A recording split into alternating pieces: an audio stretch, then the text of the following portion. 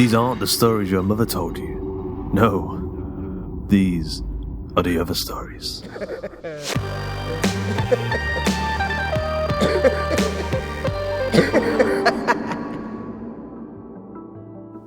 Today's episode of The Other Stories is Imposter Syndrome, written by Georgia Cook and narrated by Justin Fife. Johnny first heard himself as he was crossing the Mojave from Las Vegas to LA. Try Lessman's new caramel soda, now with 30% less sugar. Because here at Lessman's, we know less is more.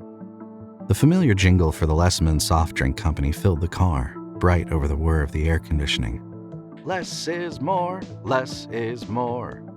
Johnny froze, his hands tight on the wheel. That was his voice. That was his voice, his inflections, his turn of phrase. For the last 5 years, he'd provided the voice of Lessman Soft Drink Company's iconic ad campaigns. But this was an entirely new ad. He'd never spoken those words, never read this script, never been called into the LA studio to record. When he got to his hotel, Johnny sat in the sweltering heat of his car and rang his agent, Melissa. She picked up on the third ring. Johnny! Her tone was honey-sweet, too fresh for 11 p.m. on a Thursday. What a nice surprise. You know, I always like to... What's up with the new ad? Johnny snapped. Melissa paused. What new ad? She asked. The new Lessman ad. Johnny jabbed a finger at his car radio. What, you hire a sound-alike or something? I don't know what you're talking about, Johnny. Melissa's voice remained smooth. The Lessman's deal's yours. You know that. Well, I don't remember recording any of this crap. He could hear the shrug in Melissa's tone. Probably some new voice thing then. Voice thing? An augmentation program. You know the kind. Picking up things you already said and stringing it together. But that's theft. It's still your voice, isn't it? Well, yeah, but... They probably use some old B-roll, Melissa continued, with the care of one accustomed to handling twitchy celebrities. How many takes must you have of those lines by now? Do you honestly remember them all? Anyway, I thought you hated running those Lessman's lines. Johnny swallowed. Now he'd begun to calm down. He was already feeling stupid. The heat in the car was getting to him. Are you at the hotel? Melissa continued. Yeah, I just got here. Go to bed. Get some sleep. You're due on set bright and early tomorrow. Right, yeah, right. Thanks. Melissa made a small friendly sound, half smile, half condescending acknowledgement, then cut the call. Johnny left the car, cursing himself for his own paranoia, and shouldered his overnight bag into the hotel lobby. The receptionist gave him a confused look when he asked for his keys. Only 2 sets per room, sir, she said, sliding a keyboard across the desk. Right, yeah, whatever. Johnny took it without thanks and started towards the lifts. It was becoming an increasingly regular occurrence these days. The double take, the slow, confused smile, the expression of not quite recognition. How long since he'd been a household name? How long since he'd been the guest on every talk show, every gossip magazine cover? Johnny Richmond, man of 1,000 voices, star of stage and screen. When had he grown stale? Progressed from that to this? It turned Johnny's stomach. He made his way to his third-floor room and flicked on the lights. The room was small and cramped. The curtains hung askew, letting evening sunlight filter in across the carpet. The bed lay partially unmade, covers thrown back as if someone had slipped inside for a quick nap, then left in a hurry. Johnny scowled, making a mental note to call reception and berate someone. Was this the best that Melissa's people could do? A half-rate motel on the wrong side of town, coffee-stained mugs, and used toothbrush in the bathroom? When had he become the kind of washed-up celebrity they thought they could treat like this? He fell into bed and rolled over. The words to Lessman's jingle echoed in his head as he fell into an uneasy sleep. Lessman's, Lessmans. Less is more. Johnny awoke the next morning hot and miserable to a missed alarm. He dressed in panic, swearing as he fled into the hotel car park. The studio had arranged for a car to pick him up outside the hotel, but none arrived. After nearly 20 minutes of fervent pacing, calling anyone he could think of without success, Johnny flung himself into his own car and drove, following unfamiliar streets and sidewalks packed with traffic. Damn! This was supposed to be his day, his big ticket out of the C-list hell. First interview in almost 5 years on the biggest talk show on the circuit.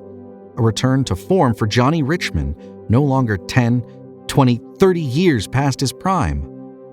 The opening notes of a familiar jingle spilled from the car radio. Lessmans, less is more. Johnny switched it off with a snarl. At last he pulled up outside the studio gates. The guard on duty motioned for him to roll down his window. "Business?" he asked. Johnny gasped. "Johnny Richmond? For mid-morning with McCullen. I was supposed to be here 3 hours ago. The security guard glanced down at his computer. "Sorry, pal," he muttered. "Says here you've already checked in." Johnny stared at him in bewilderment. "Well, clearly I haven't," he snapped. The guard shrugged and tapped a few keys. He shook his head. "Says here Johnny Richmond arrived on set 4 hours ago. He's in makeup right now." "Well, that's impossible because Johnny fumbled in his jacket for his ID, but couldn't find it. "Well, it's in the system," the guard continued, as if quoting a higher power. "We've got tight security here, pal. I can't let you in." "Then call someone!"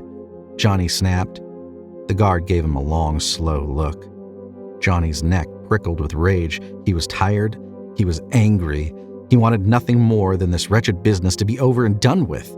"I'll call my people," he snarled. "You'll lose your job for this." The security guard moved away, still eyeing him with that cool, unconcerned stare. Johnny briefly considered ramming the studio doors, but decided against it.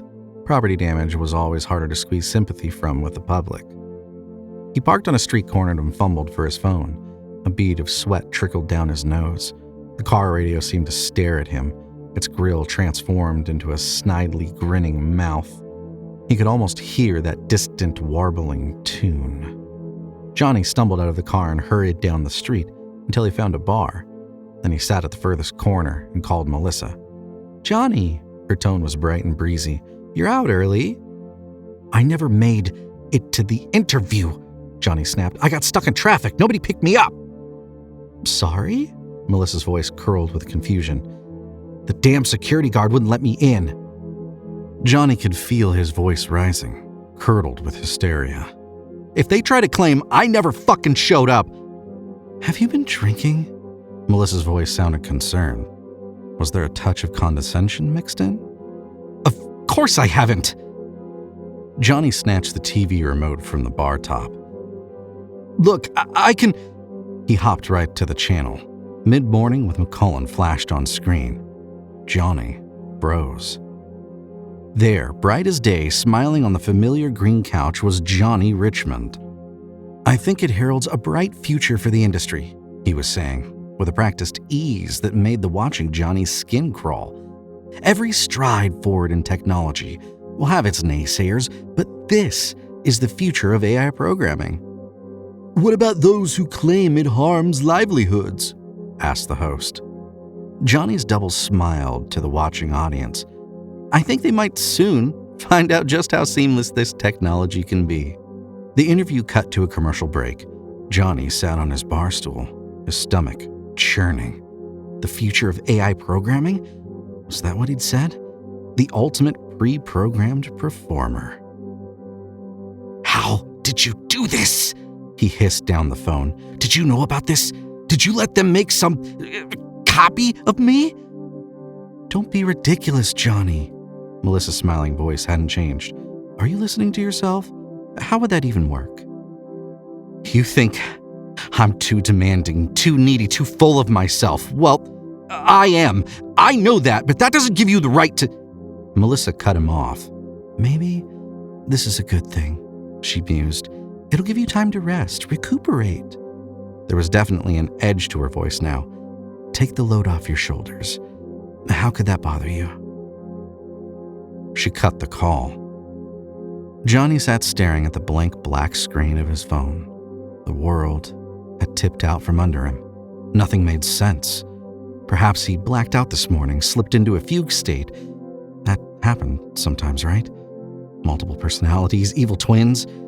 There had to be something, some rational explanation.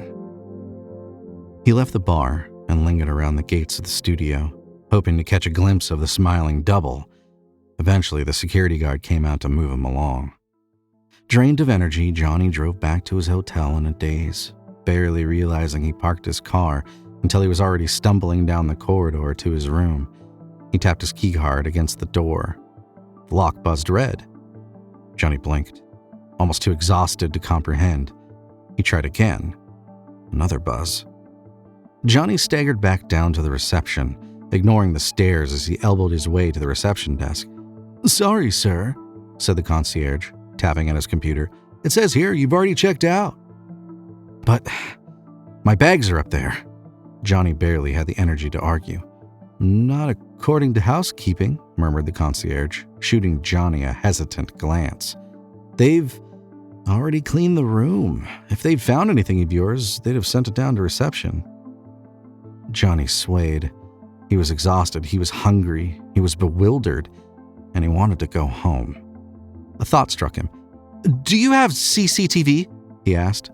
"Sorry, sir?" "Do you have CCTV?" Johnny repeated, his voice dry. "Of me checking out earlier, do you have it?" The lobby is monitored at all times by our cameras." Now the concierge looked concerned. His hand moved below the desk. "Then I want to see it," Johnny demanded. "I'm sorry, sir." The concierge's gaze flicked briefly over Johnny's shoulder. "Our security footage is off limits to..." Johnny's fist came down hard on the marble countertop. "I want to see it! God damn it!" he shouted. "I want to see my damned face! I want to hear my damn voice!" Someone placed a heavy hand on Johnny's shoulder. He turned to find the stern, impassive face of a security guard staring down at him. His shoulders slumped. Even if he could find the CCTV recording, what on earth would he do with it? Who could he even report it to? "That's not me, that's my evil doppelganger. He stole my room, slept in my bed, took my interview for me. Yes, officer, I'd recognize him anywhere." Deflated, Johnny allowed the security guard to escort him to his car. He sat in the driver's seat, hot and humiliated and miserable, nursing the pain in his wrist. His phone chirped, a voice message. Johnny thumbed the screen and listened glassily as Melissa's voice filled the car. "Hi, Johnny." She sounded bright and breezy, all traces of their argument gone. "I think we can all pat ourselves on the back and consider today a success, don't you? We already have studios calling in about your availability." Johnny stared numbly at the car radio, silent and empty beneath the dash. "And don't worry at all." Melissa's voice was honey-sweet, a parent talking to a grizzling child. "Everyone's gonna love the new you." The message clicked off. Johnny sat for a long moment, the lights of passing cars flashing across his wing mirrors. In his mind's eye, he pictured a second Johnny Richmond, smiling and well-groomed. The Johnny Richmond in people's imaginations. The Johnny Richmond that had never really existed, who was much easier to deal with than the real one. A far nicer alternative. Another Johnny, living Johnny's life, attending Johnny's appointments, watching his TV and sleeping in his bed. The new Johnny, new and improved. His gaze fixed ahead at the night-black horizon. Johnny switched on the car engine and drove through the outskirts of town, back into the desert.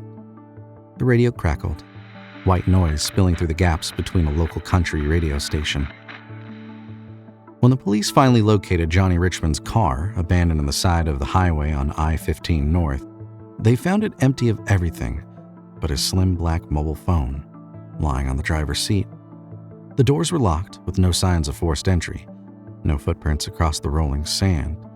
It was as if he'd simply vanished into the air. The car radio was still blaring, playing an advert jingle on repeat.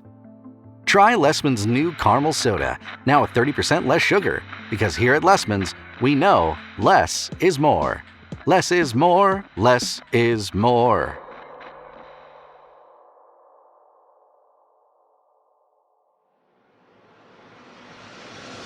I hope you enjoyed today's episode of The Other Stories. Imposter Syndrome was written by Georgia Cook and narrated by Justin Fife, produced by Duncan Muggleton, with music by Duncan Muggleton and Tom Robson, and sound effects provided by freesound.org. The episode illustration was provided by Luke Spooner of Carrying On House. A quick thanks to our community managers Joshua Boucher and Jasmine Arch, and to Joshua Boucher for helping with our submission reading, and of course to Ben Errington, the Deep Learning Luminaire, lighting up the fascinating new realms of digital intelligence. Georgia Cook is an illustrator and writer from London. She has written for publications such as Baffling, Vesterian Lit and Flame Tree Press, as well as the Doctor Who range with Big Finish. She can be found on Twitter at GeorgiaCooked and on our website at georgiacookwriter.com. Justin Fife is a voice actor and podcaster. You can follow him on Twitter at JustinB5. The Other Stories is a production of the Story Studio Hawk and Cleaver and is brought to you with a Creative Commons Attribution Non-Commercial No Derivatives license. That means don't change it, don't sell it, but by all means share the hell out of it. So, until next time.